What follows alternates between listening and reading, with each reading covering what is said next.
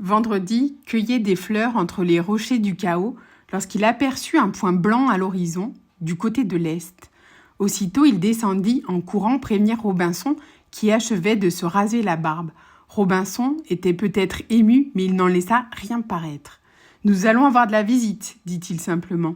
Raison de plus pour que j'achève ma toilette. » Au comble de l'excitation, Vendredi monta au sommet d'un arbre. Il avait emporté la longue-vue qu'il braqua sur le navire, devenu nettement visible. C'était une goélette à huniers, un fin voilier taillé pour la course avec ses deux hauts mâts, dont le premier, le mât de misaine, portait une voile carrée, le second, une voile triangulaire. Elle filait bien ses 10 à 12 nœuds et se dirigeait droit vers la côte marécageuse de l'île. Vendredi se hâta d'aller donner ses précisions à Robinson, qui passait un gros peigne d'écailles dans sa crinière rouge. Puis il regrimpa dans son observatoire. Le commandant avait dû se rendre compte que la côte n'était pas abordable de ce côté-là de l'île, car le navire virait de bord. Puis il réduisit sa toile et courut à petite voile le long du rivage. Vendredi alla avertir Robinson que le visiteur doublait les dunes et jetterait l'ancre très probablement dans la baie du Salut.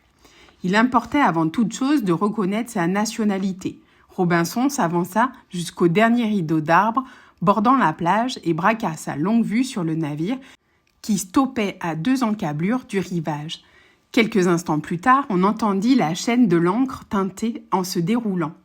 Robinson ne connaissait pas ce type de bateau qui devait être récent, mais il reconnut l'Union Jack, le drapeau anglais, qui flottait à l'arrière. L'équipage avait mis une chaloupe à la mer et déjà les avirons battaient les flots. Robinson était très ému. Il ne savait plus depuis combien de temps il était dans l'île, mais il avait l'impression d'y avoir passé la plus grande partie de sa vie. On raconte qu'avant de mourir, un homme revoit souvent tout son passé étalé devant lui, comme un panorama. C'était un peu le cas de Robinson qui revoyait le naufrage, la construction de l'évasion, son échec, la grande misère de la souille, l'exploitation frénétique de l'île, puis l'arrivée de Vendredi, les travaux que Robinson lui avait imposés, l'explosion, la destruction de toute son œuvre, et ensuite, c'était une longue vie heureuse et douce, pleine de jeux violents et sains et des inventions extraordinaires de Vendredi. Est-ce que tout cela allait prendre fin ? Dans la chaloupe s'amoncelaient les petits tonneaux destinés à renouveler la provision d'eau douce du navire. À l'arrière, on voyait debout, le chapeau de paille incliné sur une barbe noire, un homme botté et armé, le commandant sans doute.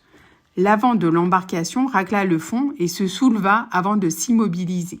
Les hommes sautèrent dans l'écume des vagues et tirèrent la chaloupe sur le sable pour la mettre hors de portée de la marée montante.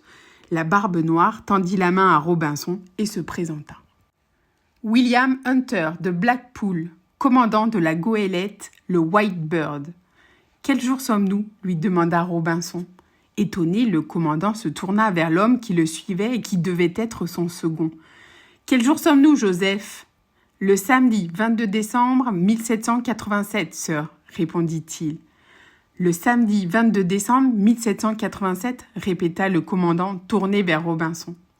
Le cerveau de Robinson travailla à vive allure. Le naufrage de la Virginie avait eu lieu le 30 septembre 1759. Il y avait donc exactement 28 ans, 2 mois et 22 jours. Il ne pouvait imaginer qu'il soit depuis si longtemps dans l'île. Malgré tout ce qui s'était passé depuis son arrivée sur cette terre déserte, cette durée de plus de 28 années lui paraissait impossible à faire tenir entre le naufrage de la Virginie et l'arrivée du White Bird. Il y avait autre chose encore. Il calculait que si l'on était en 1787, comme le disaient les nouveaux venus, il aurait exactement 50 ans. 50 ans, l'âge d'un vieux bonhomme en somme. Alors que grâce à la vie libre et heureuse qu'il menait à Speranza, grâce surtout à Vendredi, il se sentait de plus en plus jeune. Il décida en tout cas de cacher aux arrivants la date véritable de son naufrage, de peur de passer pour un menteur.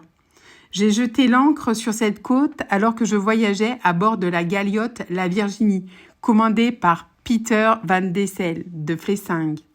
Je suis le seul rescapé de la catastrophe. Le choc m'a malheureusement fait perdre en partie la mémoire, et notamment, Je n'ai jamais pu retrouver la date à laquelle il a eu lieu.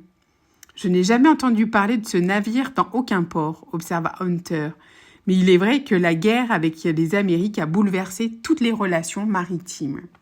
Robinson ne savait évidemment pas que les colonies anglaises de l'Amérique du Nord avaient combattu l'Angleterre pour conquérir leur indépendance et qu'il en était résulté une guerre qui avait duré de 1775 à 1782.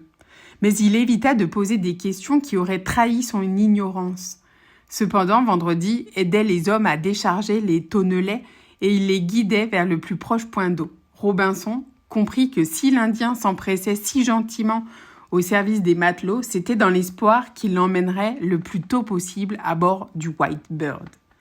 Lui-même devait s'avouer qu'il brûlait d'envie de visiter ce fin voilier merveilleusement construit pour battre tous les records de vitesse et qui devait être pourvu des derniers perfectionnements de la marine à voile.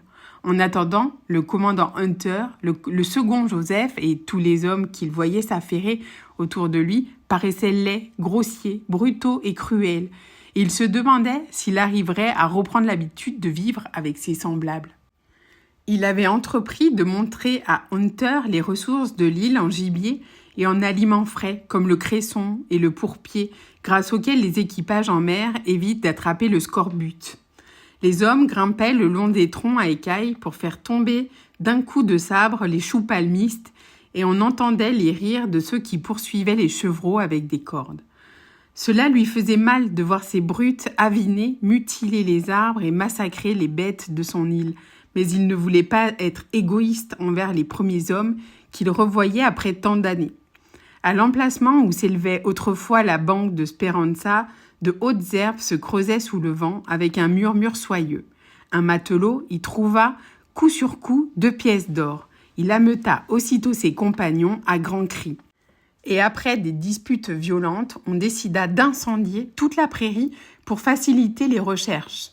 Robinson ne put s'empêcher de penser que cet or était à lui, en somme, et que les bêtes allaient être privées par cet incendie de la meilleure pâture de toute l'île.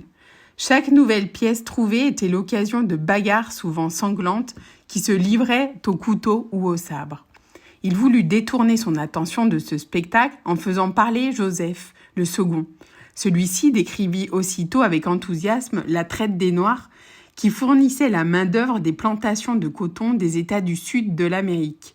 Les Noirs étaient enlevés en Afrique sur des bateaux spéciaux et ils étaient entassés comme de la marchandise. Aux États-Unis, on les vendait et on rechargeait le bateau avec du coton, du sucre, du café et de l'indigo. C'était un fret de retour idéal qui s'écoulait avantageusement au passage dans les ports européens. Puis Hunter prit la parole et raconta en riant comment, au cours de la guerre, il avait coulé un transport de troupes français envoyé en renfort aux insurgés américains. Tous ces hommes s'étaient noyés sous ses yeux.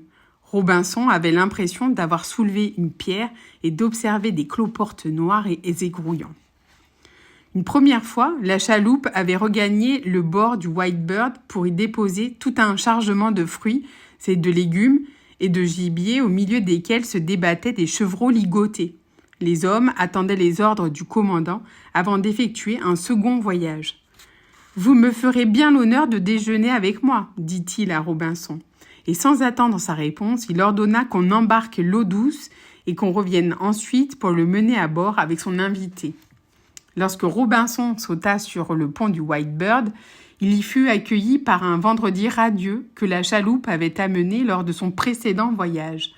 L'Indien avait été adopté par l'équipage et paraissait connaître le navire comme s'il y était né.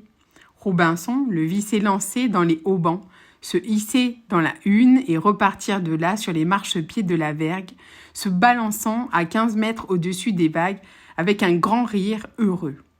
Il se souvint alors que Vendredi aimait tout ce qui avait un rapport à l'air, la flèche, le cerf-volant, la harpe éolienne, et que ce beau voilier, svelte, léger et blanc, c'était certainement la chose aérienne la plus merveilleuse qu'il eût jamais vue. Il éprouva un peu de tristesse en constatant combien l'Indien paraissait plus heureux que lui de l'arrivée du White Bird. Il avait fait quelques pas sur le pont lorsqu'il distingua une petite forme humaine attachée demi-nue au pied du mât de misaine. C'était un enfant qui pouvait avoir une 12aine d'années. Il était maigre comme un oiseau déplumé et tout son dos était strié de marques sanglantes. On ne voyait pas son visage, mais ses cheveux formaient une masse rouge qui retombait sur ses épaules minces et parsemées de taches de rousseur. Robinson ralentit le pas en le voyant. « C'est Jean, notre mousse, » lui dit le commandant. Puis il se tourna vers Joseph. « Qu'a-t-il encore fait ?» Aussitôt, une face rougeaude coiffée d'une toque de cuisinier surgit de l'écoutille de la cambuse, comme un diable qui sort d'une boîte. « Je ne peux rien en tirer, dit le maître coq.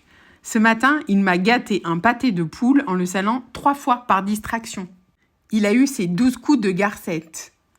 Il en aura d'autres s'il n'apprend pas à faire attention. » Et la tête disparut aussi soudainement qu'elle avait surgi. « Détache-le, dit le commandant second.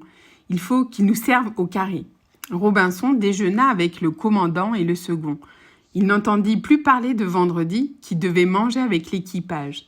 Il eut du mal à venir à bout des terrines et des viandes en sauce, violemment épicées, dont on remplit plusieurs fois son assiette. Il n'avait plus l'habitude de ces nourritures lourdes et indigestes, lui qui ne mangeait plus que des choses légères, fraîches et naturelles depuis si longtemps. C'était le mousse Jean qui servait à table, à demi enfoui dans un immense tablier blanc. Robinson chercha son regard sous la masse de ses cheveux fauves, mais il était si absorbé par sa peur de commettre quelque maladresse qu'il paraissait ne pas le voir.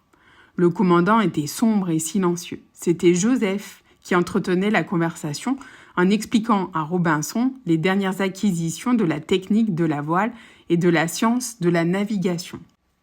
Après le déjeuner, Hunter se retira dans sa cabine et Joseph entraîna Robinson sur la passerelle de commandement. Il voulait lui montrer un instrument récemment introduit dans la navigation, le sextant, qui servait à mesurer la hauteur du soleil au-dessus de l'horizon.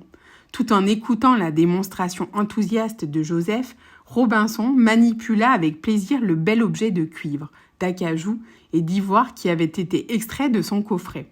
Ensuite, Robinson alla s'étendre sur le pont pour faire la sieste comme il en avait l'habitude. Au-dessus de lui, la pointe du mât de hune décrivait des cercles irréguliers dans un ciel parfaitement bleu où s'était égaré un croissant de lune translucide. En tournant la tête, il voyait Speranza, une bande de sable blond, puis un amas de verdure, enfin l'entassement du chaos rocheux. C'est alors qu'il comprit qu'il ne quitterait jamais l'île. Ce Whitebird, avec ses hommes, c'était l'envoyé d'une civilisation où il ne voulait pas retourner. Il se sentait jeune, beau et fort, à condition de demeurer à Speranza avec Vendredi. Sans le savoir, Joseph Hunter lui avait appris que pour eux, il avait 50 ans. S'il s'en allait avec eux, il serait un vieil homme aux cheveux gris, à l'allure digne, et il deviendrait bête et méchant comme eux. Non, il resterait fidèle à la nouvelle vie que lui avait enseignée Vendredi. Lorsqu'il fit part de sa décision de demeurer sur l'île, seul Joseph manifesta de la surprise. Hunter n'eut qu'un sourire glacé.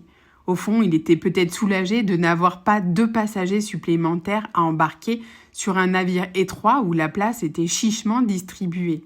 « Je considère tout le ravitaillement et l'or que nous avons embarqué comme l'effet de votre générosité, » lui dit-il courtoisement.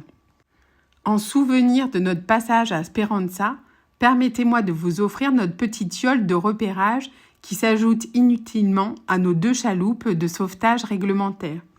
C'était un canot léger et de bonne tenue, idéal pour 1 ou 2 hommes par temps calme. Il remplacerait avantageusement la vieille pirogue de Vendredi. C'est dans cette embarcation que Robinson et son compagnon regagnèrent l'île comme le soir tombait. En reprenant pied sur ces terres, Robinson éprouva un immense soulagement. Le Whitebird et ses hommes avaient apporté le désordre et la destruction dans l'île heureuse où il avait mené une vie idéale avec Vendredi. Mais qu'importait ? Aux premières lueurs de l'aube, le navire anglais lèverait l'ancre et reprendrait place dans le monde civilisé. Robinson avait fait comprendre au commandant qu'il ne souhaitait pas que l'existence et la position de son île sur la carte fussent révélées par l'équipage du Whitebird. Le commandant avait promis et Robinson savait qu'il respecterait son engagement. Robinson et Vendredi avaient encore de belles et longues années de solitude devant eux. L'aube était pâle encore quand Robinson descendit de son araucaria. Il détestait les heures tristes et blêmes qui précèdent le lever du soleil, et il avait l'habitude d'attendre ses premiers rayons pour se lever. Quant à Vendredi, il faisait toujours la grasse matinée. Mais cette nuit-là, il avait mal dormi. C'était sans doute ce repas indigeste qu'il avait pris à bord du Whitebird, ses viandes, ses sauces et ce vin qui lui avait donné un sommeil lourd, entrecoupé de réveils brusques et de cauchemars. Il fit quelques pas sur la plage. Comme il s'y attendait, le Whitebird avait disparu. L'eau était grise et le ciel décoloré. Une rosée abondante alourdissait les plantes. Les oiseaux observaient un silence de mort. Robinson sentit une grande tristesse l'envahir. Dans quelques minutes, dans 1 heure au plus, le soleil se lèverait et rendrait la vie et la joie à toute l'île. En attendant, Robinson décida d'aller regarder Vendredi dormir dans son hamac. Il ne le réveillerait pas, mais sa présence le réconforterait. Le hamac était vide. Ce qui était plus surprenant, c'était la disparition des menus objets dont Vendredi agrémentait ses siestes. Miroirs, flageolets, sarbacanes, fléchettes, plumes, balles, etc. La chevrette Anda avait disparu, elle aussi. Une peur panique envahit brusquement Robinson. Et si Vendredi était parti avec le Whitebird? Il courut vers la plage. La yole et la vieille pirogue étaient là, tirées sur le sable sec. Si Vendredi avait voulu rejoindre la goélette anglaise, il aurait emprunté l'une de ces 2 embarcations et l'aurait abandonnée en mer ou hissée à bord. Pourquoi aurait-il fait cette traversée nocturne à la nage? Alors Robinson commença à battre toute l'île en appelant Vendredi. Il courut d'une plage à l'autre, des falaises aux dunes, de la forêt au marécage, du chaos rocheux aux prairies, de plus en plus désespéré, trébuchant et criant, de plus en plus convaincu que Vendredi l'avait trahi et abandonné. Mais pourquoi? Pourquoi? Alors il se souvint de l'admiration de Vendredi pour le beau bateau blanc, et comme il se balançait heureusement en riant d'une vergue à l'autre au-dessus des flots. C'était cela. Vendredi avait été séduit par ce nouveau jouet, plus magnifique que tous ceux qu'il avait construits lui-même dans l'île. Pauvre Vendredi, car Robinson se souvenait aussi des horribles détails que Joseph le second lui avait donnés sur la traite des Noirs qui se pratiquait entre l'Afrique et les plantations de coton d'Amérique. Sans doute le naïf Indien était-il déjà au fond de la cale du Whitebird dans les fers des esclaves. Robinson était accablé de douleur, il continuait ses recherches, mais il ne trouvait que des souvenirs qui achevaient de lui crever le cœur. La harpe éolienne et le cerf-volant, brisés par les hommes de la goélette, et tout à coup, il sentit quelque chose de dur sous ses pieds. C'était le collier de Taine, rongé par les moisissures. Alors Robinson appuya son front contre le tronc d'un eucalyptus, il pleura toutes les larmes de son corps. Quand il releva la tête, il vit à quelques mètres de lui une demi-douzaine de vautours qui l'observaient de leurs petits yeux rouges et cruels. Robinson voulait mourir. Les vautours l'avaient deviné, mais justement, il ne voulait pas que son corps fût déchiqueté par les charognards. Il se souvint du fond de la grotte où il avait passé de si bonnes heures. Sans doute l'explosion avait bouché l'entrée de la grande caverne, mais il se sentait si diminué, si faible et rapetissé qu'il était bien sûr de trouver un passage, une fente entre 2 blocs. Alors il descendrait tout au fond du trou, qui était doux et tiède, il s'accroupirait, la tête sur les genoux, les pieds croisés, et il oublierait tout, il s'endormirait pour toujours, à l'abri des vautours et des autres animaux. Il s'achemina donc à petits pas vers le chaos rocheux qui se dressait à la place de la grotte. À force de chercher, il trouva en effet une ouverture étroite comme une chatière, mais il était tellement recroquevillé par le chagrin qu'il était sûr de pouvoir s'y glisser. Il passa la tête à l'intérieur pour essayer de voir si le passage conduisait bien au fond de la grotte. À ce moment-là, il entendit quelque chose qui remuait à l'intérieur. Une pierre roula. Robinson recula, un corps obstrua la fente et s'en libéra par quelques contorsions. Et voici qu'un enfant se tenait devant Robinson, le bras droit replié sur son front pour se protéger de la lumière ou en prévision d'une gifle. Robinson était abasourdi. « Qui es-tu? Qu'est-ce que tu fais là ?» lui demanda-t-il. « Je suis le mousse du Whitebird, répondit l'enfant. Je voulais m'enfuir de ce bateau où j'étais malheureux. Hier, pendant que je servais à la table du commandant, vous m'avez regardé avec bonté. Ensuite, j'ai entendu que vous ne partiez pas. J'ai décidé de me cacher dans l'île et de rester avec vous. Et vendredi? As-tu vu vendredi? Insista Robinson. Justement, cette nuit, je m'étais glissé sur le pont et j'allais me mettre à l'eau pour essayer de nager jusqu'à la plage quand j'ai vu un homme aborder en pirogue. C'était votre serviteur métis. Il est monté à bord avec une petite chèvre blanche. Il est entré chez le second qui paraissait l'attendre. J'ai compris qu'il resterait sur le bateau. Alors j'ai nagé jusqu'à la pirogue et je me suis hissé dedans et j'ai pagayé jusqu'à la plage. C'est pour cela que les 2 bateaux sont là, s'exclama Robinson. Je me suis caché dans les rochers, poursuivait le mousse. Maintenant le Whitebird est parti sans moi et je vivrai avec vous. Viens avec moi, lui dit Robinson. Il prit le mousse par la main et contournant les blocs, il commença à gravir la pente menant au sommet du piton rocheux qui dominait le chaos. Il s'arrêta à mi-chemin et regarda son nouvel ami. Un pâle sourire éclaira le visage maigre semé de taches de rousseur. Il ouvrit la main et regarda la main qui y était blottie. Elle était mince, faible, mais labourée par les travaux grossiers du bord. Du haut du piton rocheux, on voyait toute l'île qui était encore noyée dans la brume. Sur la plage, le canot et la pirogue commençaient à tourner, atteints par les vagues de la marée montante. Très loin, au nord sur la mer, on distinguait un point blanc qui fuyait vers l'horizon, le Whitebird. Robinson tendit le bras dans sa direction. « Regarde-le bien, dit-il. Tu ne verras peut-être jamais plus cela. Un navire au large des côtes de Speranza. » Le point s'effaçait peu à peu. Enfin, il disparut. C'est alors que le soleil se leva. Une cigale chanta, une mouette se laissa tomber sur l'eau et s'éleva à grands coups d'aile, un petit poisson dans le bec. Les fleurs ouvraient leurs calices les unes après les autres. Robinson sentait la vie et la joie qui entraient en lui et le regonflaient. Vendredi lui avait enseigné la vie sauvage, puis il était parti. Mais Robinson n'était pas seul. Il avait maintenant ce petit frère dont les cheveux, aussi rouges que les siens, commençaient à flamboyer au soleil. Ils inventeraient de nouveaux jeux, de nouvelles aventures, de nouvelles victoires. Une vie toute neuve allait commencer, aussi belle que l'île qui s'éveillait dans la brume à leurs pieds.